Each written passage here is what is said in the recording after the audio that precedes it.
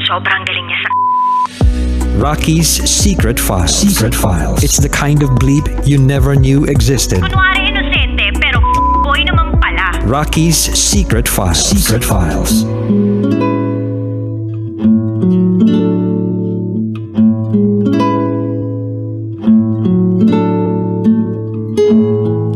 And we're back.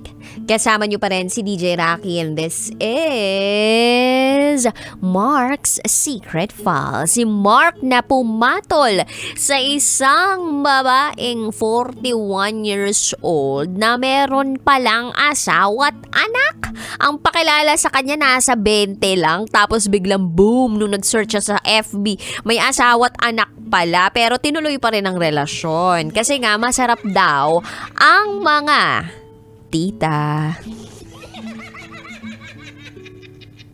So one day daw, baka mag-decide na siya na i-let go tong taong to. Pero kailan pa yung one day na yon? Year 2054, ganon.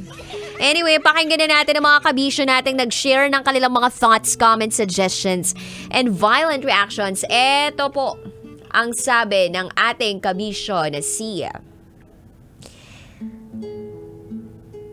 Mayumi. Akala ko pang SPG ang kwento ngayon. Anyway, cheating pa rin pala ang story. Kala ko magandang ending na eh.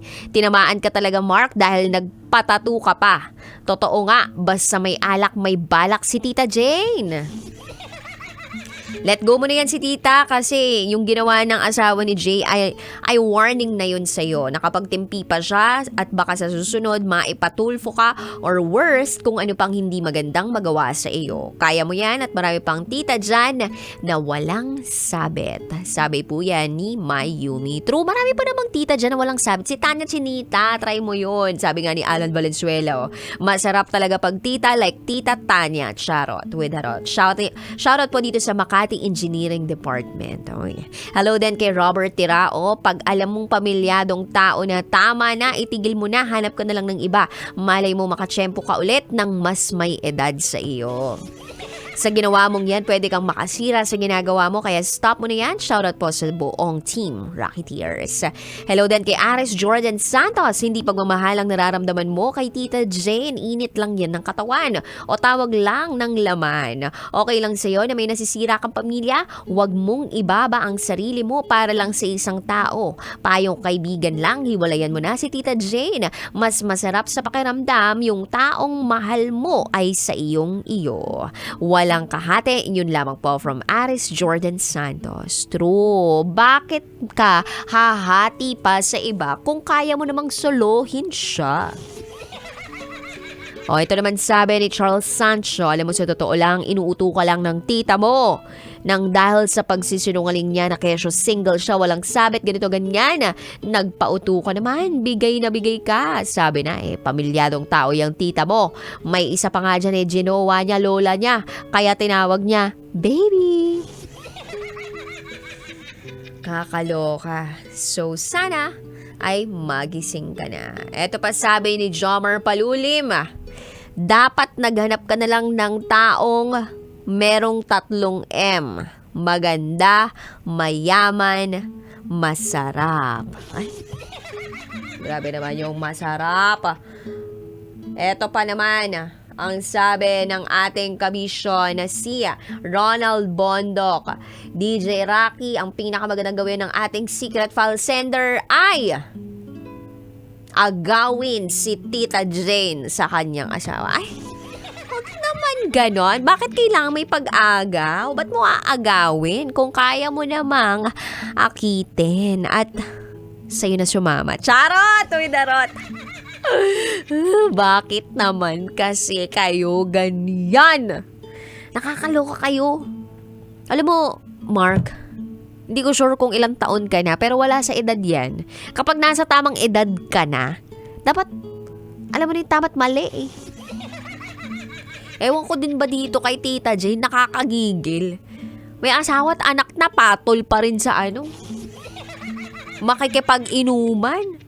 Tapos ito pang pinsan, ang sarap batukan. Tolerator. Oo.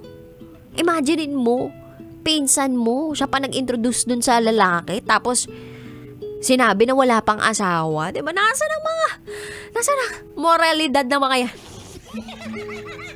Gigigil ako eh. Kakaasar. Guess? Kakatapos na ng Holy Week, asar na tayo. Charot to darot. Hindi, ganito na lang. Mark, it's either you decide now or never. Kasi, kung hindi mo siya gagawin ngayon, ang dami pwedeng mangyari sa buhay mo na hindi maganda. Isa na yan yung maiskandalo ka. Isa na dyan, yung makasira ka ng pamilya. O baka nasisira mo na talaga ng tuluyan yung pamilya nila, pero ikaw nandyan. Or unless yung asawa ni Jane, ni Tita Jane, okay lang sa kanya na nandyan ka, edi goods kayo pag ganon. Pero kung sinabihan ka na tumigil ka na. Warning na sa'yo yun. Lalaki sa lalaki. Tama yung sinabi nung isa eh. Huwag mo nang antayin na lumala pa yan. Meron ng presensya. Yung mismong asawa, alam na niya na existing ka sa buhay ni Tita Jane. Tigil-tigilan mo na, pero hindi ako surprised dun sa reaction ng asawa na nag-PM lang ah. Baka gawain talaga ni Tita Jane yan. Eto lang yan, Mark. Gusto mo ba ng matinong relasyon o gusto mo ng kalokohang relasyon? Mamili ka sa dalawa. Kasi kung gusto mo ng kalokohang relasyon, sige. Tuloy mo lang ang relasyon ninyong dalawa ni Tita Jane. Go ahead. Okay lang na hindi ikaw yung nag-iisa sa buhay ni Tita Jane. Malay mo, meron pa siyang ibang natitikman kasi from the looks of it, kung paano nag-respond yung asawa niya, na minessage ka lang sa messenger, parang, parang gawain yata ito nung asawa niya. Hindi man lang nag-react violently unless nonchalant siya, ha? Or unless, ganun lang talaga siya bilang, golden retriever character, ganun, kalmado. Pero pag nalaman mo, di ba, na may kabit yung asawa mo, di ba, parang gusto mong sugurin, gusto mong hilain yung buhok ng kabit, yung ganun. Ay, sa babae pala yun. Pag lalaki, gusto mong suntukin, bigwasan, yung ganun ba? Yung kahit hindi ka MMA fighter, para magiging MMA fighter ka, ganun.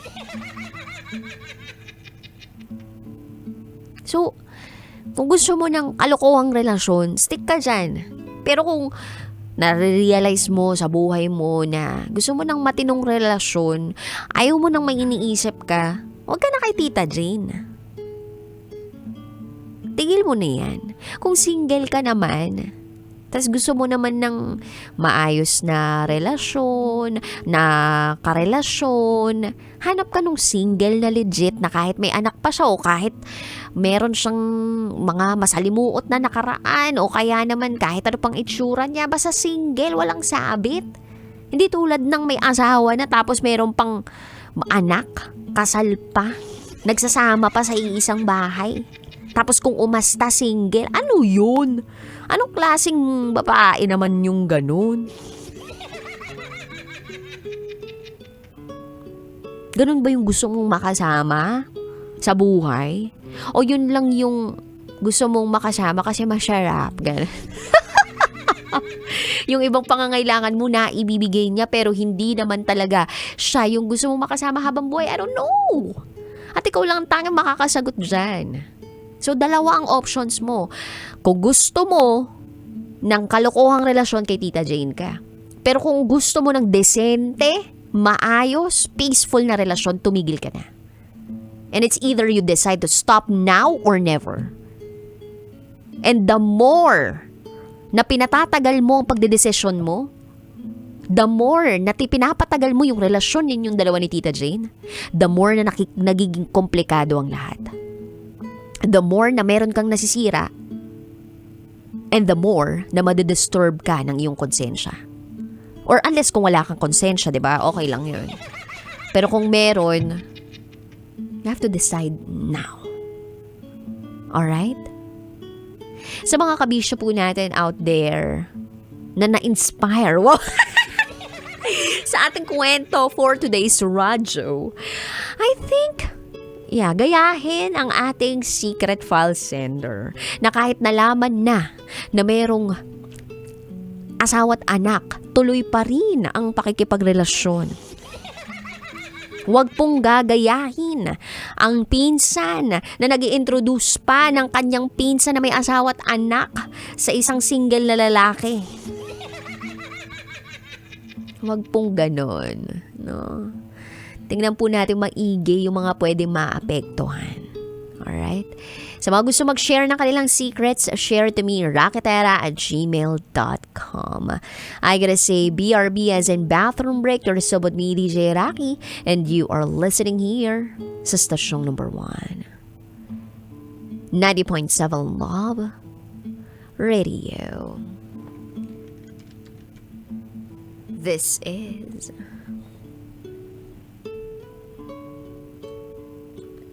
Mark's Secret File. Kailangan pa bang i-memorize yan? Love Radio. Basic!